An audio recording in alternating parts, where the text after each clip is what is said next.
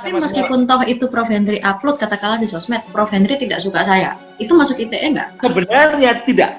Saya benci, saya rindu, saya senang, saya itu kan perasaan saya, evaluasi saya, opini saya. Itu hak. Tapi yang tidak boleh dalam pasal 28 ayat 2 adalah mengajak orang lain untuk membenci dan memusuhi. Berarti harus ada unsur ajakan ya, Prof ya? Ada unsur mensyiarkan atau mengajak. Jadi kalau orang suruh menertibkan buzzer, yang mana yang mau ditertibkan, itu juga sulit. Orang mengidentifikasi aja sulit kok. Karena kalau ada undang-undang ITE aja pada nekat kok, ngawur kok. Oh iya, sudah ada aturannya aja nekat apalagi nggak ada gitu ya.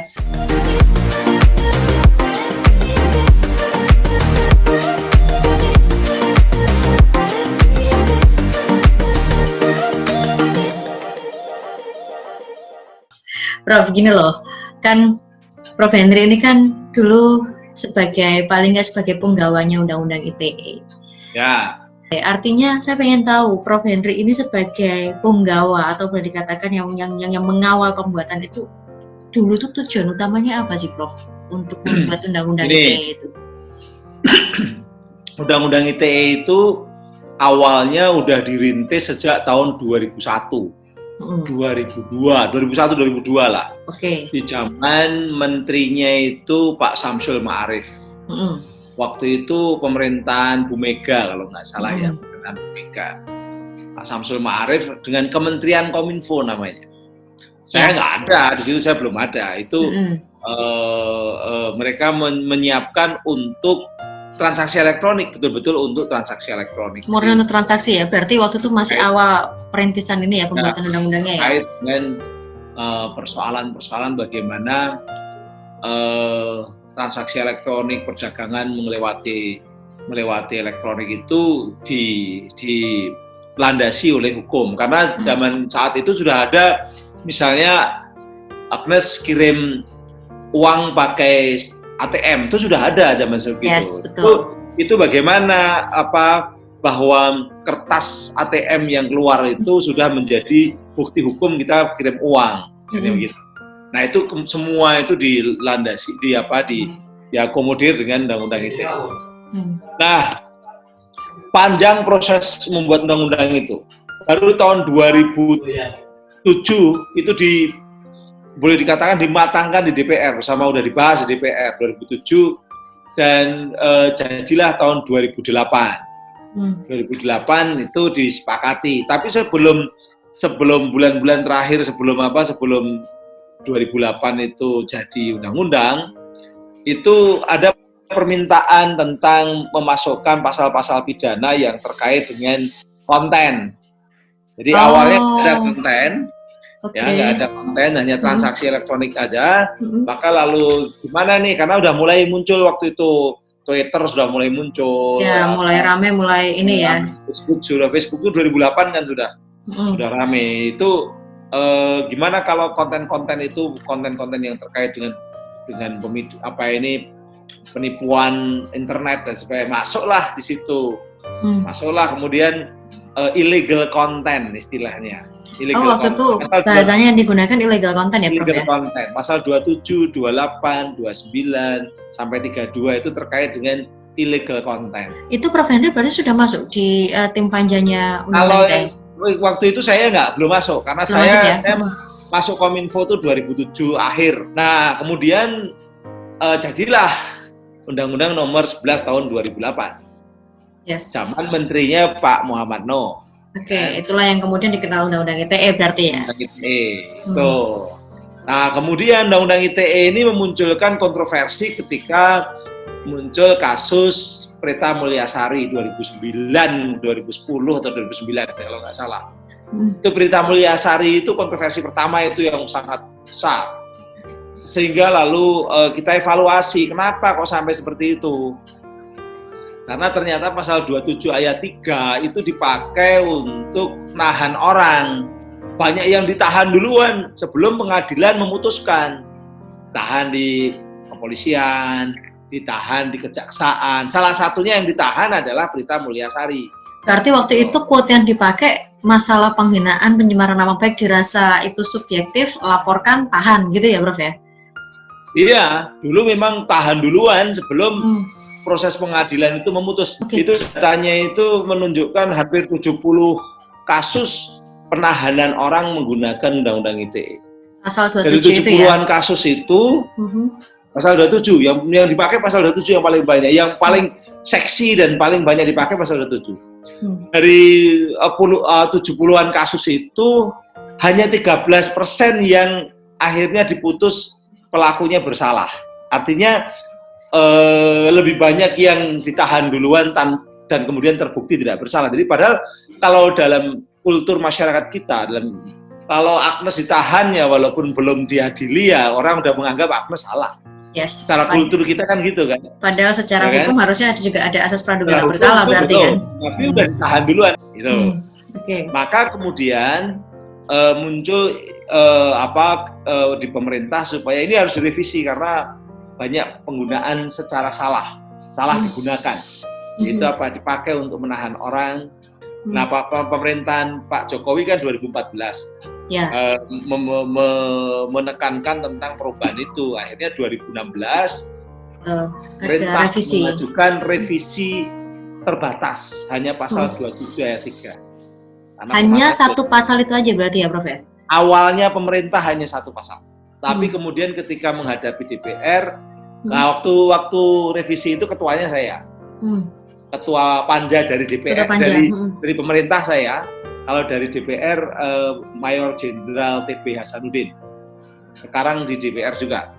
Pada waktu itu ternyata walaupun pemerintah hanya mengajukan perubahan satu pasal, yang terjadi adalah perubahan banyak pasal.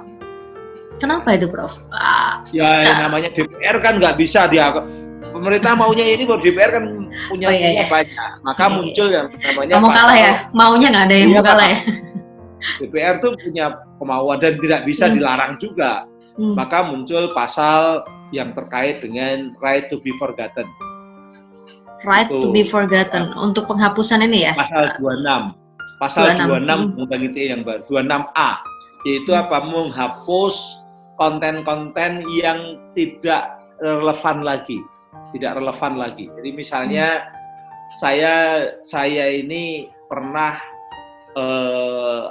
berhutang kepada bank, lalu saya nggak bisa bayar di bank, lalu di blacklist karena ada konten yang isinya saya bangkrut misalnya. Padahal kenyataannya saya udah lunasi semua.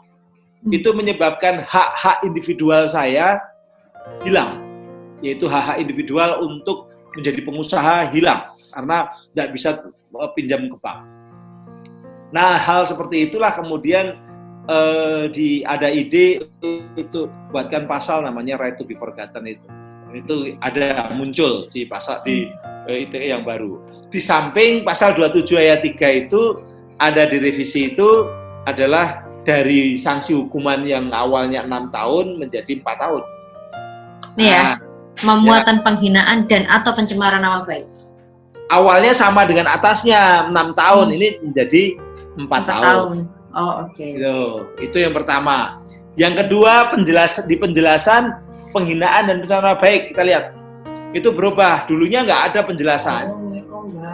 Ketentuan pada ayat ini mengacu pada ketentuan pencemaran nama baik dan atau fitnah yang diatur dalam Kitab Undang-Undang Hukum Pidana. Iya, itu awalnya nggak ada. Nggak ada penjelasan ini. Di undang-undang yang lama yang belum direvisi nggak ada. Makanya akhirnya jadi bias waktu itu ya. Kenapa? Karena pengertian penghinaan di Undang-Undang KUHP itu satu bab. Penghinaan itu bab penghinaan. Dari hukum KUHP. Anda lihat nanti di KUHP penghinaan itu dari 310 sampai 321 kalau nggak salah, 321. 310 sampai 321, jadi 11 pasal. Kalau nggak, 11 pasal. Itu khusus penghinaan. Terus penghinaan. Di dalam penghinaan ada pencemaran nama baik, ada fitnah. Jadi penghinaan itu konsep lebih luas dibandingkan pencemaran nama baik dan fitnah. Semua pencemaran nama baik itu pasti penghinaan.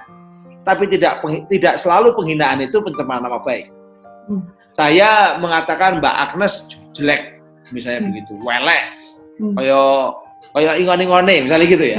Itu tidak kena di undang-undang di ITE karena bukan pencemaran nama baik, tapi saya bisa kena penghinaan di KUHP. Oke, karena itu menghina ya, bukan pencemaran nama baik. Iya, karena kalau pencemaran nama baik, sebentar, ini penting banget nih. Ini banyak orang salahnya di sini nih, termasuk polisi-polisi di sini, penegak hukum. Bahwa yang namanya pencemaran nama baik itu lebih sempit dibandingkan penghinaan, karena penghinaan luas ya. Tapi di sini di Undang-Undang ITE disebutkan pencemaran nama baik dan fitnah itu mengacu KUHP, berarti penghinaan pencemaran nama baik itu 310. Jadi harus acuannya cuma 2 pasal, 310 untuk pencemaran nama baik dan fitnah 311. 2 pasal. 310 ini barang siapa sengaja menyerang kehormatan dan atau nama baik seseorang dengan menuduhkan sesuatu yang maksudnya terang supaya hal itu diketahui umum diancam karena pencemaran dengan pidana penjara paling lama 9 bulan. Jadi 310 itu berarti apa? Menyerang kehormatan dan nama baik seorang. Kedua, ada seseorang, kata-kata yang diserang siapa? Seseorang. Berarti yang bisa hanya naturalek person, hanya orang sebagai pribadi, naturalek person. Bukan pemerintah, bukan Pemkot Surabaya, bukan Persebaya, bukan Surabaya, bukan Jogja. Artinya berarti person ya, Prof ya? Kalau K310 ya? Individu. Karena di 310 ya. Yang kedua, dengan menuduhkan sesuatu hal. Dengan menuduhkan sesuatu hal. Menuduhkan suatu hal itu berarti apa? Seseorang itu ditunjuk melakukan perbuatan buruk. Itu pengertian menuduhkan. Jadi saya misalnya mengatakan Agnes ambil uang saya. Itu nuduh. Tapi kalau saya mengatakan Agnes welek, selek wis. Itu bukan nuduh. Itu bukan nuduh, itu menilai. Itu menilai. Dan harus ada bedanya antara menilai dan menuduh ya, Prof ya berarti. Nah, menuduh itu menunjuk seseorang melakukan perbuatan ilegal atau buruk. Makanya ketika mengatakan Bintang Edmond itu menggunakan narkoba, itu nuduh, bisa masuk. Oh, oke. Tapi kalau dengan candaannya dia sendiri ketika Bintang dia tidak masuk. Edmond tidak melakukan pencemaran nama baik karena tidak jelas, seseorangnya tidak jelas gitu kan. Meskipun samar itu juga nggak bisa ya, Prof ya? Tidak bisa, harus jelas seseorang. Harus secara jelas, secara eksplisit. Berarti bukan implisit ya berarti pasal ini ya? Eksplisit. Makanya nah ini penjelasan ayat 3 ini kenapa tidak kita sebut pasalnya di KUHP? Karena KUHP-nya kan sedang diproses perubahan. Kalau kita sebut nanti pas KUHP baru nggak cocok lagi gitu loh, Mbak. Ganti mana? Makanya nggak kita sebut. Kalau ini kan pengertian penghinaan nama baik itu kita persempit dalam Undang-Undang ITE, hanya yang menyebarkan pencemaran nama baik dan fitnah, bukan penghinaan. Hanya menyebarkan pencemaran nama baik dan fitnah. Itu yang kena. Atau istilahnya kan mendistribusikan atau membuat dapat diaksesnya. Tapi kalau di pasal ini bahwa memiliki muatan penghinaan dan atau pencemaran nama baik, artinya berarti kan ada klaster penghinaan yang lebih luas juga yang bisa masuk ke Undang-Undang ITE, bukan cuma awalnya begitu. Awalnya penghinaan luas, makanya orang awalnya Pak sebelum kita revisi pengertian penghinaan ya semua satu bab itu masuk semua, termasuk penghinaan ringan pun body shaming juga masuk gitu loh. Masuk, dilarang undang-undangan ITE, tapi dengan pengertian penghinaan itu hanya kita persempit, itu hanya pencemaran nama baik dan fitnah, maka body shaming tidak bisa masuk ke undang-undang ITE. Artinya berarti dia masuk ke secara spesifik di KUHP berarti ya, Prof? Hanya KUHP sanksinya cuma 4 bulan cuma. Gitu. Kalau ini kan 4 tahun. Gitu. Jadi nggak usah khawatir kalau ada body shaming. Karena nggak akan masuk ITE kalau mereka benar memahami ITE-nya. Gitu loh. Jadi dia bisa kena undang-undang KUHP karena KUHP kan memang berlaku, gitu kan. Jadi perubahan revisi dari undang-undang ini udah jelas bahwa ketentuan pasal 27 tetap dengan perubahan penjelasan sehingga penjelasan sebagaimana ditetapkan dengan penjelasan pasal demi pasal. Artinya berarti penjelasan yang tadi itu nggak ada ya di undang-undang yang dulu ya? Nggak ada, dan penjelasan yang baru itu menjadi bagian dari utuh dari undang-undang ITE, gitu loh. Jadi kalau selama ini orang mengatakan karet, sebenarnya nggak karet karena udah jelas kok. kalau mau mengerti yang jelas. Karena memang karena nggak paham maka mengatakan karet. Salah kaprahnya berarti di mana dong Prof sekarang Prof? Salah kaprahnya dengan produk undang-undang ITE ini. Salah kaprahnya di dalam kan gini, hukum itu selalu ada 3 level. Level ideal itu level yang sesuai dengan keinginan para dewa itu ya, filosofi, para ahli-ahli. Itu level ideal. Jadi harusnya ini begini, ada kebebasan, bla bla bla. Level normatif itu aturan yang kita bahas ini level normatif nih. Oke. Ya sesuai aturannya begini, sama level praktek nyata di lapangan. Nah level ideal kadang-kadang dengan level normatif nggak cocok. Ya kan, nggak cocok. Loh, kenapa sih kayak gini diatur? Nggak usah diatur. Ada macam-macam nih. Ahli hukum juga kadang-kadang ini harusnya lebih ini dan sebagainya. Itu level ideal. Oke lah, terserah aja level ideal. Tapi level normatifnya ini saya jelaskan ini.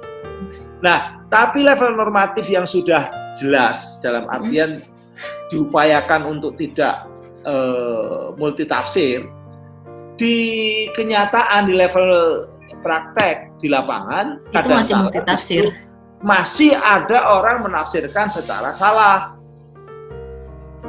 Gitu loh. Itu makanya saya ini seringkali diminta jadi saksi ahli untuk mengembalikan tafsir dan teksnya yang seperti ini. Kadang-kadang masih ada orang hanya melihat teksnya saja tanpa melihat dikaitkan dengan KUHP-nya.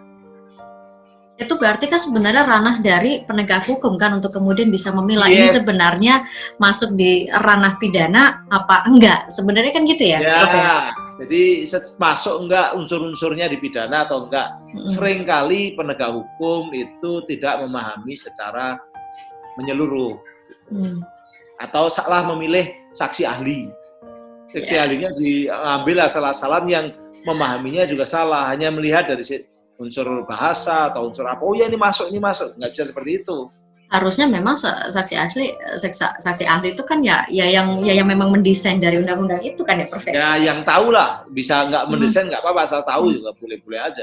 Ini Agnes sudah tahu nih, nanti bisa jadi saksi ahli. Enggak. Saya nanti mengambil porsinya Prof Henry, nanti nggak boleh. Sesama biskota dilarang saling mendahului.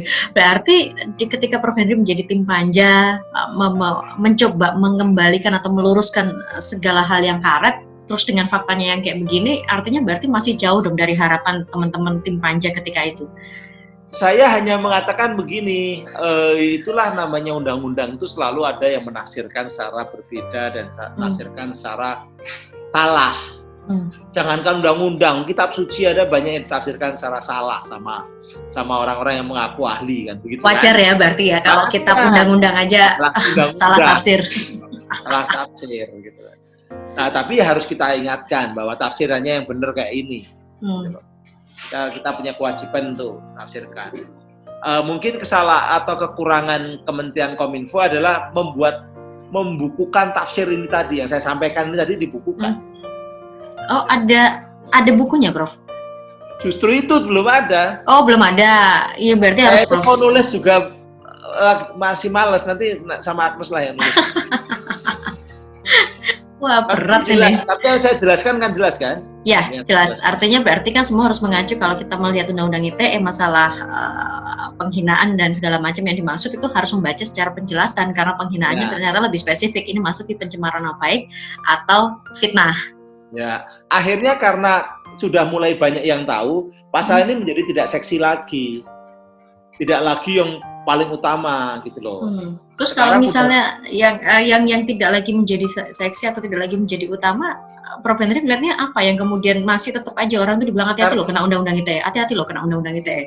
Karena orang Indonesia ini kecenderungannya ingin supaya orang yang tidak dia sukai kalau dia menyampaikan pesan di media sosial ingin dihukum oleh orang lain. Orang itu ingin suka. Ada kultur suka menghukum orang di negeri kita ini, sensitif dan suka menghukum orang.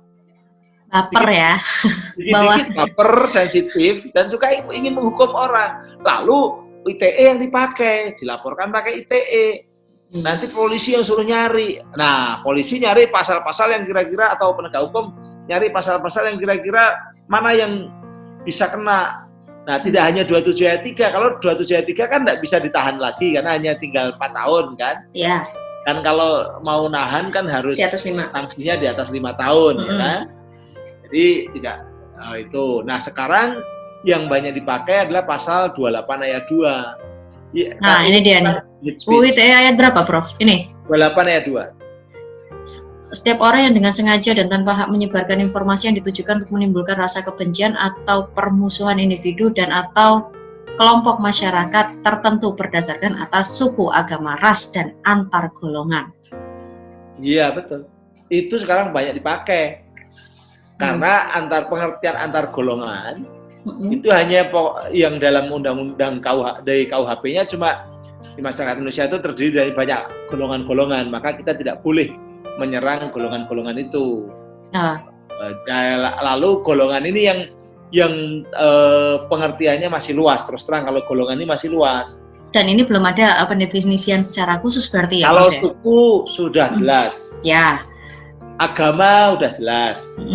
Ras sudah jelas definisinya. Antar golongan ini apa? Kalau dulu zaman Belanda antar golongan Eropa, golongan Timur Asing, golongan pribumi kan begitu. Sekarang kan golongan itu kan luas sekali dalam hukum. Cuman hukumnya belum menjelaskan secara spesifik golongan-golongan itu apa. Ada golongan ekonomi tinggi, menengah, bawah. Ada golongan yang terkait dengan golongan politik, kampret sama cebong. Itu kan golongan politik. Itu masuk golongan berarti ya, Prof ya? Akhirnya sekarang pengertiannya dimengertikan bahwa itu masuk golongan. Sehingga tidak boleh menyebarkan kebencian, permusuhan pada golongan politik tertentu. Ini dipakai sama politisi-politisi. Pasal ini akhirnya. Diadukan, dilaporkan kepada polisi, terus kemudian nanti akan terseratnya di pasal 28 antar golongan ini berarti. Karena golongannya luas. Tapi golongan di masyarakat, bukan antara pemerintah dengan masyarakat. Oh, oke. Golongan di masyarakat ya. Golongan di masyarakat. Termasuk tadi kampret sama cebong itu golongan di masyarakat. Cuma aturan perundangannya memang belum menegaskan bahwa apa saja golongan di masyarakat itu. Tapi secara sosiologis ada. Ini pernah di judicial review oleh Habibur Rahman dari Gerindra bahwa pasal 28 ayat 2 ini dihilangkan antar golongannya, jadi hanya SAR saja. Tapi Mahkamah Konstitusi menguatkan pasal ini karena memang secara real, secara sosiologis golongan-golongan ini ada. Sehingga kalau A-nya dihilangkan nanti akan terjadi kekosongan hukum. Misalnya contohnya, ketika ada konflik antara taksi pengguna online sama yang konvensional, sama taksi konvensional, itu kan golongan pengguna teknologi sama golongan yang tidak menggunakan teknologi. Ya. Nah kalau hanya SAR saja, suku, agama, ras, itu nggak masuk. Tapi jadi karet nggak sih, Prof? Jadi karet nggak sama seperti nasibnya dengan yang 27 masalah penghinaan tadi nggak? Kalau penghinaannya nggak, bukan. Gini. Pengertian golongannya ya. Ya, karena itu luas. Memang menjadi luas. Ya, tapi sebenarnya yang dilarang itu bukan persoalan golongannya. Dalam amar keputusan Mahkamah Konstitusi, yang dilarang itu adalah menyebarkan informasi yang menimbulkan rasa kebencian itu memang kejahatan yang tidak boleh dibiarkan. Gini, terhadap siapapun, apakah hanya karena perbedaan, bukan hanya karena perbedaan agama, suku, dan ras, tapi terhadap apapun, termasuk golongan-golongan tadi. Bahasa kerennya provokasi berarti ya, Prof ya? Itu pengertiannya sebenarnya, pengertian yang sesungguhnya untuk menimbulkan rasa kebencian itu adalah syiar kebencian, mensiarkan kebencian. Ya, mensiarkan kebencian. Berarti apa? Bukan sekedar saya nggak suka Agnes karena Agnes bla bla bla bla. Bukan syiar kebencian.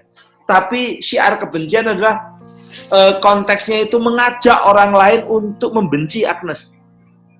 Oh, jadi kalau hanya sekedar urusan personal, Prof Hendri benci saya, itu dia tidak akan masuk di situ ya? Itu opini. Saya nggak suka Agnes, saya benci sama Agnes. Apa bedanya suka sama benci? Itu sama-sama opini. Tapi meskipun toh itu Prof Hendri upload katakanlah di sosmed, Prof Hendri tidak suka saya, itu masuk ITE nggak? Sebenarnya tidak. Sebenarnya tidak, karena itu hanya Karena kebencian itu personal ya. dari saya benci, saya rindu, saya senang, itu kan perasaan saya, evaluasi saya, opini saya. Itu hak. Tapi yang tidak boleh dalam pasal 28 ayat 2 adalah mengajak orang lain untuk membenci dan memusuhi. Membenci atau memusuhi. Mengajak, jadi mensiarkan kebenciannya itu. Oke. Berarti harus ada unsur ajakan ya, Prof ya? Ada unsur mensiarkan atau mengajak. Tapi gimana kalau gini, dasarnya tetap harus sara loh ya. Ya, dasarnya tetap harus sara. Tapi gimana gini, kalau misalnya katakanlah itu tadi kayak kebencian personal, katakanlah kita ngambil contoh kayak tadi ya, Prof ya. Tapi kan dari kebencian personal itu secara nggak langsung bisa membuat orang juga ikut-ikutan benci. Itu masuk dalam mensiarkan nggak, Prof? Tidak. Jadi misalnya saya tidak suka dengan presiden, itu hak. Tapi kalau sudah, ayo orang ini karena begini, oh kita ngajak, ada ajakan. Pengertian ajakan ini memang tidak harus terstate secara tersurat. Ya, harus tulis ayo gitu ya, enggak. Nah, tidak harus ayo dan sebagainya. Itu nanti pakai ahli bahasa. Jadi pengertiannya. Gitu. Tapi intinya memang tadi memprovokasi kebencian, memprovokasi permusuhan, mengajak, mensiarkan. Yang dilarang di situ. Nah, ini sekarang pasal itu yang dipakai. Tapi pasal ini pasal asli, bukan pasal revisi ya. Ini asli. Ya, itu pasal asli. 2008. Itu, Mbak. Prof, itu berarti kan PR dari penegak hukum untuk bisa memilah-milah. Nah, sekarang PR masyarakat ini gimana? Karena kadang-kadang banyak yang kemudian merasa takut, Prof. Hati-hati kena ITE loh. Baru nulis gini, hati-hati kena ITE loh. Hati-hati kena ITE loh. Bagus juga kalau takut itu. Berarti dia lalu ada kontrol. Mikir ya. Biar mikir ya, nggak los, nggak pakai rem. Ya, terus terang saya kadang-kadang tidak semua saya jelaskan secara jelas supaya kadang-kadang memang masyarakat ini perlu khawatir gitu ya. Karena kalau ada undang-undang ITE aja pada nekat kok, ngawur kok. Iya. Sudah ada aturannya aja nekat, apalagi nggak ada gitu ya. Apalagi nggak ada, apalagi kalau gitu nggak usah dilanjutkan. Kalau kita nggak usah dilanjutkan, biarkan aja. Biarkan aja tetap dengan definisi hati-hati ada undang-undang ITE, Pak. Kalau nggak gitu nggak ada kontrolnya ya. Gitu, tapi kalau sudah nanti menyangkut tentang keadilan di pengadilan ya kita harus jelaskan sebagaimana aslinya kan begitu kan. Tapi kalau masyarakat itu kayak panoptikon, istilahnya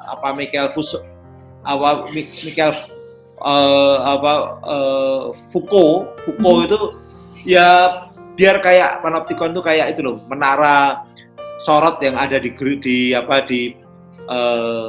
penjara itu. Jadi orang tuh merasa diawasi, sehingga lalu berbuat baik. Jadi, supaya orang merasa diawasi sehingga berbuat baik. Dalam konteks seperti itu. Tapi kalau sampai nanti ada pelanggaran hak asasi, ya kita jelaskan. Sampai. Biarlah itu ada di ruang-ruang tertentu. Pengertiannya bukan orang nggak boleh membenci, orang boleh membenci. Saya boleh benci sama siapapun. Itu hak ya, Prof ya? Itu hak ya? Itu hak ya, saya mau suka mau benci suka-suka saya. Suka-suka saya, tapi tidak boleh mengajak orang lain untuk membenci dan atau memusuhi. Makanya Ahmad Dhani itu kan sebenarnya yang di Jakarta, kasus Jakarta ya, ketika dia ludahin itu orang-orang yang mendukung penista agama, mengajak meludahi orang-orang pendukungnya itu kena ini 28 ayat 2. Karena mengajak, ayo kita ludahin tuh mukanya orang-orang pendukung penista agama. Semua orang tahu penista agama maksudnya Ahok, pendukung Ahok gitu kan. Ya, artinya sudah ludahin. Nah, itu yang dilarang adalah mengajak tadi. Apakah lalu ini mengganggu kebebasan berpendapat, kita hilangkan? Wah, ini kacau lagi kalau dihilangkan. Ada aja masih terjadi kok. Menurut Prof sebagai tim panja dari revisi Undang-Undang ITE, dengan kondisi sekarang, apalagi pandemi, sosmed, dan teknologi, ini lagi di atas angin. Lagi tinggi-tingginya, semua orang beropini, bikin status dan segala macamnya. Masih cocokkah undang-undang kita, revisi Undang-Undang ITE itu dengan kondisi sekarang, atau masih perlu direvisi lagi, atau mana yang harus dibenahi masyarakatnya, penegak hukumnya, atau piye, Prof? Idealnya ITE itu harus direvisi. Harus direvisi. Ini kita bicara hukum ideal ya, idealisme ya. Ngomong yang paling tinggi tadi. Yang paling dewa tadi ya. Dewa tadi. Tapi ketika kita ngomong kenyataan. Kalau ngomong politik kenyataan, undang-undang banyak sekali yang harusnya udah terbit nggak terbit. Jadi lamanya luar biasa. Dulu tuh mau ngerubah satu pasal aja lama, hampir setahun, gitu loh. Satu pasal. Jadi Itu secara satu pasal. kenyataan proses politik ini kan tidak sesederhana yang dibayangkan orang. Apalagi kita mau ngerubah kayak gitu, kepentingannya banyak. Yang penting rakyat jangan sampai menjadi korban, maka harus dijelaskan. Pasal 27 ayat 3 terutama. Ya, 28 ayat 2 juga tadi, bukan orang menyatakan kebencian, tapi yang dilarang itu yang mensiarkan, mengajak. Gitu. Ini berbedanya di situ. Itu. Nah, jadi ini membutuhkan literasi secara literasi hukum, ya. Literasi pada publik mengenai undang-undang ITE. Makanya baguslah kalau dijelaskan. Apa yang disampaikan tadi dijelaskan kepada publik itu bagus. Itu. Jadi tapi kalau seandainya tadi kan bilang secara idealnya harus direvisi. Apa? Kalau secara ideal kita bicara ideal, apa yang kebutuhan untuk direvisi? Misalnya contohnya ya, di Undang-Undang ITE itu tidak ada perlindungan pada produsen. Perlindungan pada konsumen ada, perlindungan pada produsen nggak ada. Jadi kalau hoax mengenai produsen itu tidak bisa dilindungi karena yang ada di pasal 28 ayat 1 itu tidak boleh yang ada penyebaran hoax yang merugikan konsumen. Merugikan konsumen nggak boleh, tapi kalau merugikan produsen nggak ada aturannya. Karena nggak ada aturan berarti sifatnya boleh. Ada, itu banyak. Salah satunya Pertamina itu pernah komplain karena begitu banyaknya hoax yang mengenai takaran di SPBU yang ternyata yang itu masa lalu yang udah diperbaiki tapi hoaxnya masih jalan sehingga dia dirugikan, misalnya begitu, secara image dirugikan. Banyak, tidak hanya Pertamina, banyak perusahaan-perusahaan yang merasa dibuat ada hoaxnya. Tapi ketika pakai undang-undang ITE nggak bisa karena nggak ada perlindungan pada produsen, nggak ada perlindungan dan nggak ada alternatif ya, nggak ada alternatif undang-undang lain, nggak ada ya. Mungkin pakai perdata bisa. Oh oke. Masalah ini ya, kerugian ya. Nah, kerugian. Panjang juga prosesnya. Persoalannya kalau namanya di internet, identitasnya kan nggak jelas siapa yang mau digugat ketika begitu banyak, gitu kan? Iya. Harus tolong negara. Tapi kalau di era internet itu diperdatakan, sementara ada buzzer-buzzer, ada bot, ada ini yang publik tidak bisa membedakan ini siapa yang mau digugat, malah salah gugat nanti. Bijem, karena Prof menyebut buzzer, saya baru ingat buzzer itu ya posisinya dalam sebuah undang-undang ITE, Prof. Karena buzzer itu kan juga ada buzzer yang memang buzzer pemerintah, ada buzzer yang non pemerintah. Posisi gimana di undang-undang ITE? Sepanjang dia tidak melanggar perundang-undang, tidak melanggar hukum ya pasti tidak bisa. Boleh. Nah, itu bagian dari kebebasan juga, gitu kan? Okay.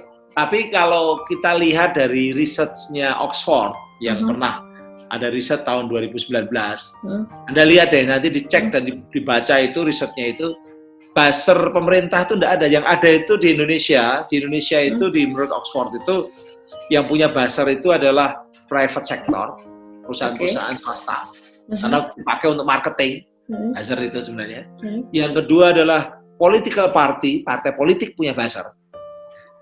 Yang ketiga adalah politisi banyak yang punya buzzer.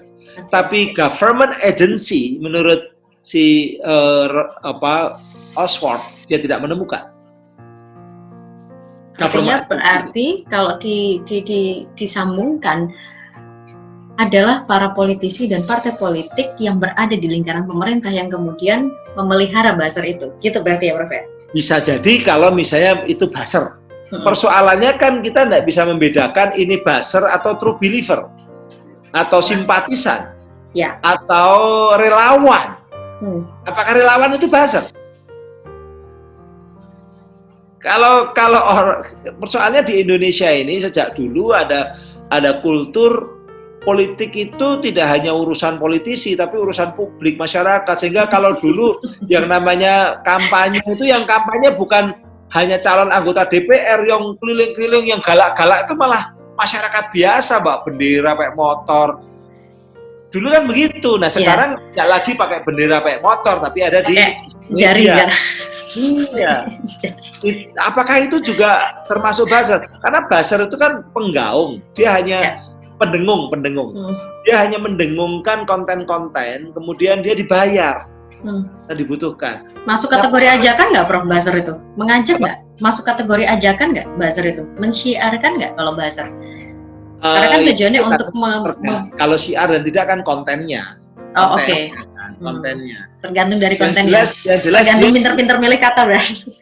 Iya, kontennya. Tapi belum ada aturan secara larangan tentang buzzer kan nggak ada. Jadi persoalannya itu. Nah, jadi kalau orang suruh menertibkan buzzer, yang mana yang mau ditertibkan? Itu juga sulit. Orang mengidentifikasi aja sulit kok.